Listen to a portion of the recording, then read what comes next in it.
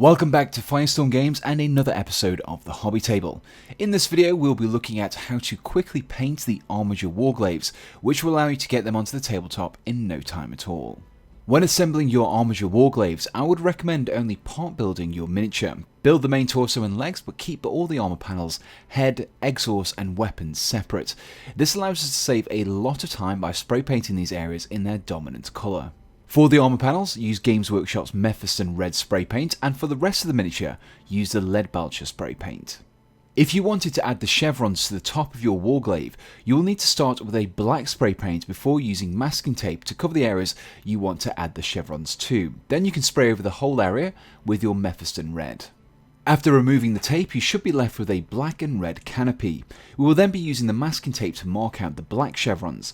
Place them diagonally, spacing them out the same width as the tape. You will then need to mask off the areas that you painted red as well. Once this has been done, you can then spray over the area using an Averland Sunset spray paint. Once the paint has dried and the tape has been removed, you should be left with your chevrons. If there are any areas where mistakes have been made, then you can touch these up with a little Abaddon Black or Averland Sunset and a brush. Now that we've primed all of our components, we can start to paint in some of the colours onto the smaller details. The first paint I'll be using is Leadbelcher, and I'll be using this to paint the metal trim on the armour panels and some of the smaller details on the canopy as well. When painting your base coat, I would recommend mixing in a little water to your paint so that you have a mixture of roughly equal parts water and paint. Apply a first layer, allow it to dry, and then apply a second coat over the top. With our silver metallic areas painted, we can now start to paint some of the bronze details on the metal sections of the model. And for this, I'll be using Balthasar Gold. If you're unsure which areas to paint, check out the 360-degree shot at the end of the video to see the areas that I've painted.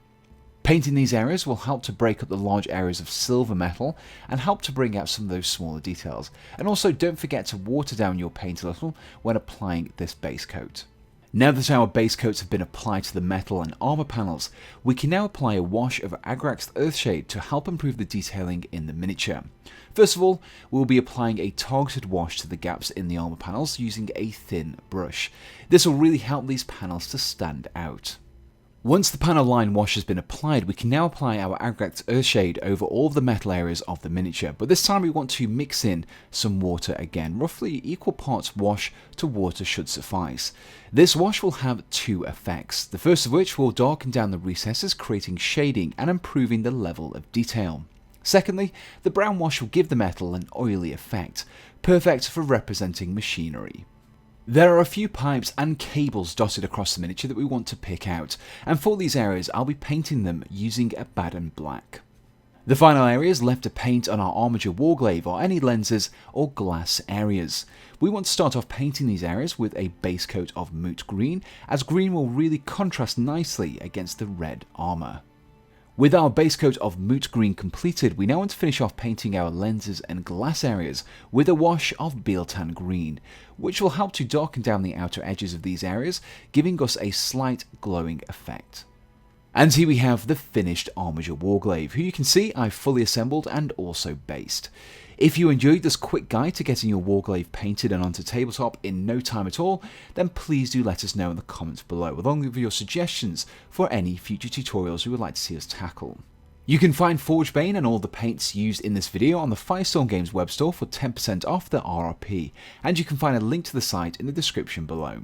And so we just want to finish off by saying a big thank you for watching this video, and we hope to see you again on Firestorm Games.